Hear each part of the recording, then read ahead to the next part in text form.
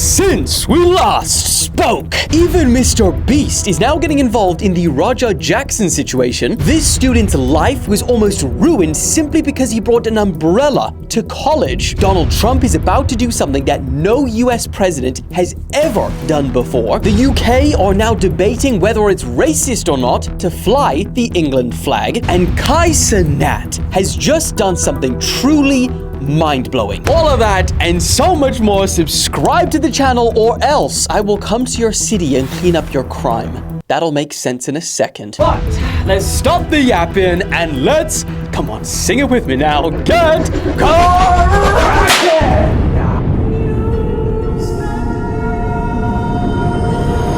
Okay, let's start with this one because there's many situations that MrBeast has got involved with. Almost every viral trend, but this is not exactly a viral trend, I guess, but he's involved nonetheless. He just tweeted saying, if anyone connected to Stuart Smith, the wrestler, knows a way that I can help, please reach out. If his kid is a fan, which I didn't even know that he had a kid, that's even more rough. The fact that his kid's got to go through this too. Bro, no child wants to see their father go through that. That's wild. Sorry, get back to it. Or I can help with hospital bills. I don't know, but I'll help. Now, also in the latest updates, we've got the first pictures of Stuart in hospital, which is posted by his brother, who says that he is in stable but critical care. He said that they themselves have never set up a GoFundMe, but many others have for him. Like this one, for example, which have already got way over their $60,000 target to pay for his hospital bills. As a recording, which is Wednesday, Roger has still not been arrested, which is, I don't know how that's even possible so far, but what we do know is that LAPD officers have filed a report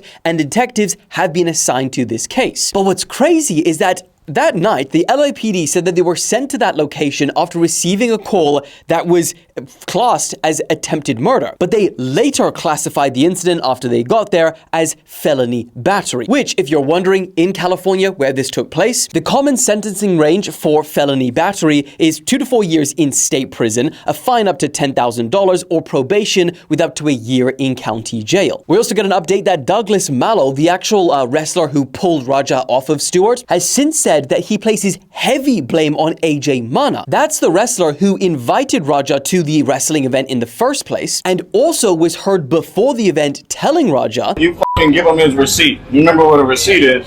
Give him that f***ing receipt, bro. Tag this shit. Now, Douglas Mallow also claimed that AJ Mana had a problem with Stuart, and that he essentially used Roger to do his dirty work, and as a result, has now ruined 2 people's lives. Now, AJ Mana has now responded to this. He had a story up, he then deleted it, in which he said he was in character and speaking the language of wrestling when he told Roger to get his receipts, which many interpreted as encouraging Roger, or at least giving him permission to hit Stuart for real. Now, I mean, I guess it goes without saying that there is no form of communication that would give someone permission to do what he did. But AJ Mana claims that this was a situation that just got out of hand due to miscommunication. So yeah, what do you guys think? Is there any scenario of this where the full responsibility is not placed on Roger? Or is Roger's future simply cooked and it's only a matter of time before he gets arrested, charged, and he loses everything that he was working towards? Let me know in the comments, but moving on. Also, since we last spoke, the BBC just dropped one of the most bizarre headlines I've seen in a while. Let me read you this. Trump threatens to deploy troops to Baltimore to clean up their crime. Now, if you are not from America, threatening someone to clean up their crime doesn't really sound that threatening. But there is a reason America is our favorite TV show, because their plot lines, they're never that simple. So let me tell you why many people don't want Trump to come to their city and clean up their crime. As we've seen in Trump's first test city, Washington, D.C., federal agents have been deployed all over the streets, and they've embedded themselves with local officers. They've been assisting in arrests, searches, and warrant executions. And guess what? According to Washington, D.C. police data, in the first couple of weeks of this, it has resulted in an overall drop in crime. In fact, they didn't have a single homicide in 12 days. I think their record for the last couple of decades was like 17 days. So that's up there. Now, to be fair, violent crime in DC was trending downwards before this, but that's getting into the weeds. Point is, on Monday, Trump signed an executive order to essentially do what he did in DC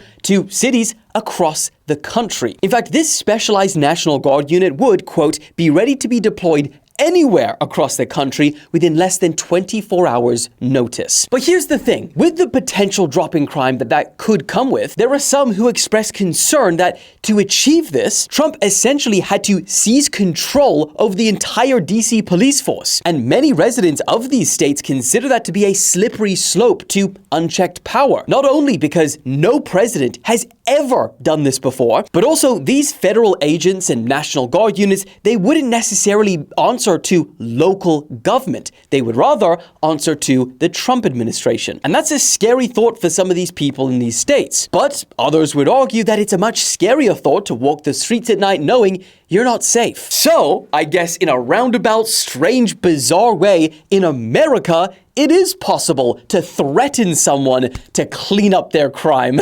I told you, America's plots, they're thick. But the question is, which scenario would you take? The lower crime, which comes with troops and federal agents all over your city, or the way it is, where crime will be a little bit higher, but you don't have Trump and his federal agents in your city? Let me know which one. Moving on. Oh, also since we last spoke, this student's life is almost ruined because he brought a freaking umbrella to college. Shouldn't have done that. Basically, on Sunday, panic broke out at the South Carolina University after an active shooter alert was sent out to everyone saying you need to evacuate, you need to barricade, and you need to defend yourself. Turns out though, this wasn't a real shooter. There never was a real shooter. It was just 2 prank calls, which, side note, prank calling about this is absolutely wild in the Big 25, especially in America. But anyway, in all of the chaos and the panic, a lot of people started taking videos of this guy who was simply minding his own business, walking along,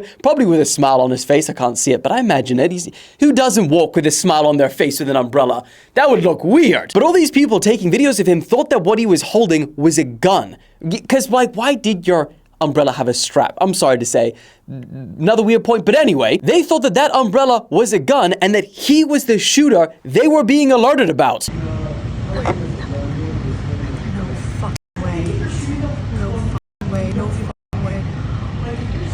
And to make matters worse, this video was posted on social media and it went viral. To the point where it was even reshared by freaking Congresswoman Nancy Mace, who described him in all of his appearance, his shorts, his skin color, to her 500,000 followers. Keep in mind, these images were never confirmed or shared by officials. But despite this poor brother became a school shooter online for a few hours. I mean, can you just imagine if, you know how America is, someone decides, hey, yo, I've got a gun, let me take matters into my own hands. That would become the deadliest umbrella in history.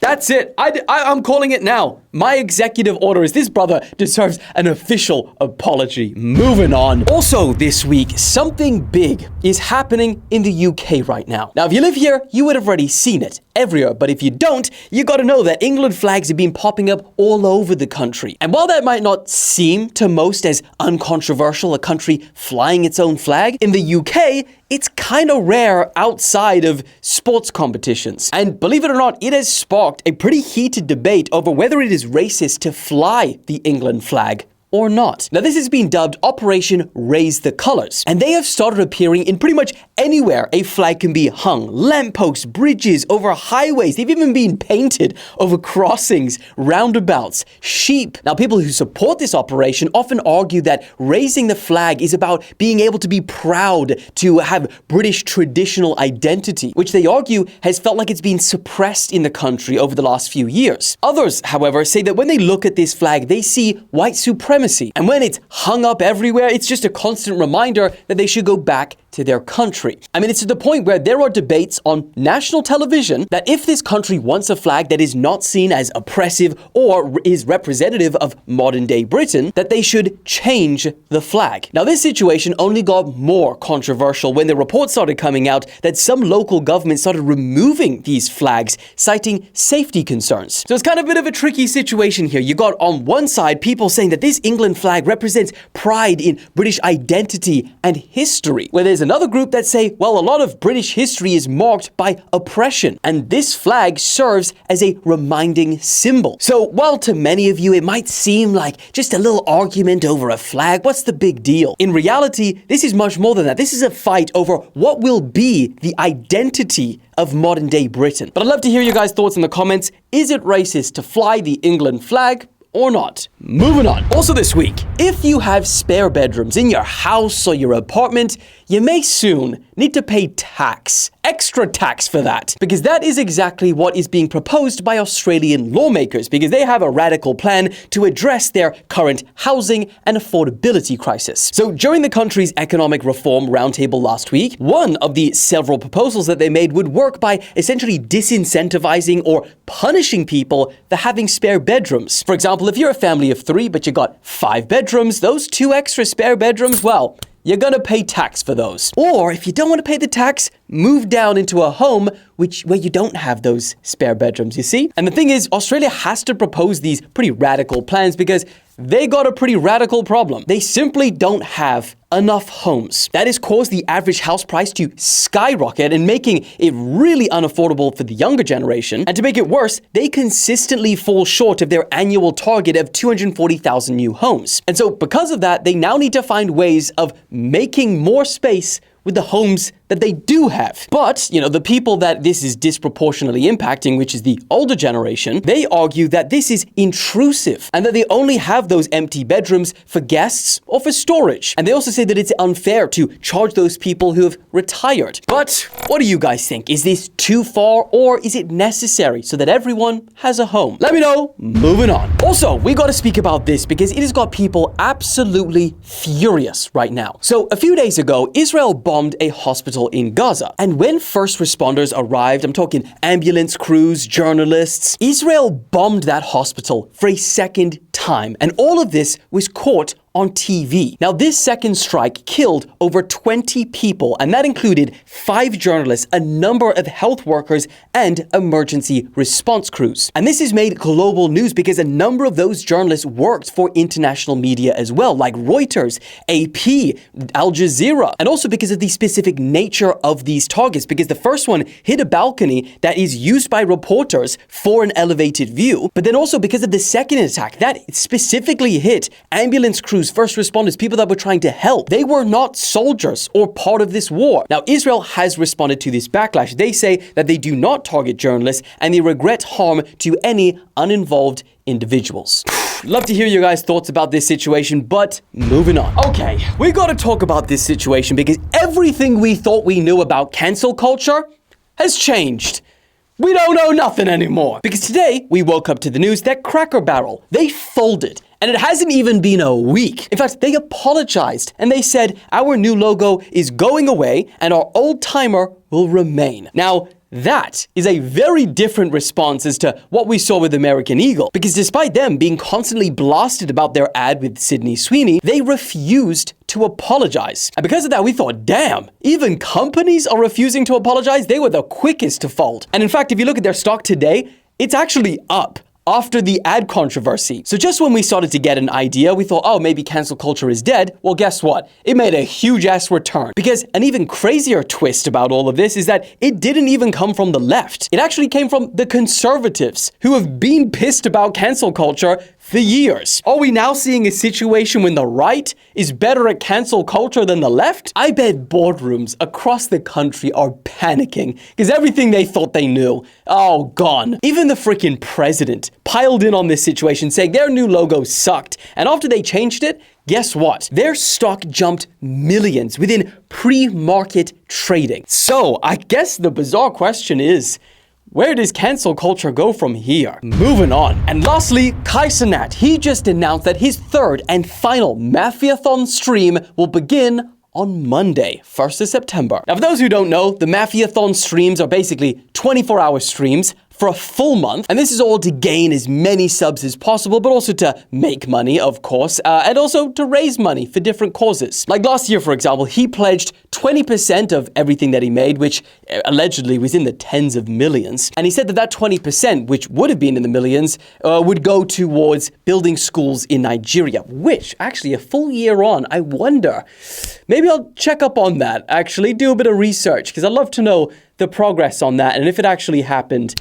remind me. But what he has planned for his third and final one is actually insane, and it shows how far the space of content creation has come. Because to announce Mafiathon 3, he got a freaking ad on the Las Vegas Sphere. And keep in mind, like, reportedly that costs around $450,000 to run an ad for a day. So I don't know if it'll be that much, but it will be expensive as corn casserole. Content creators don't usually dip their toe into the traditional marketing because they've already got enough. So, pretty wild. And then on top of that, for his trailer for Mafiathon 3, he hired actor Michael B. Jordan, who is one of the most expensive actors in the world right now. And I mean, just look at the freaking production of this thing. He also said that he's going to try and hit a target of 1 million new subs, which has never been done before. And then also that if he does it, he will cut off his hair. And we've never seen Cenat without dreads. But the main reason I even wanted to speak about this is just to highlight how far our space, the space that you are watching right now, has come. Content creators are quickly moving over into entire media conglomerates,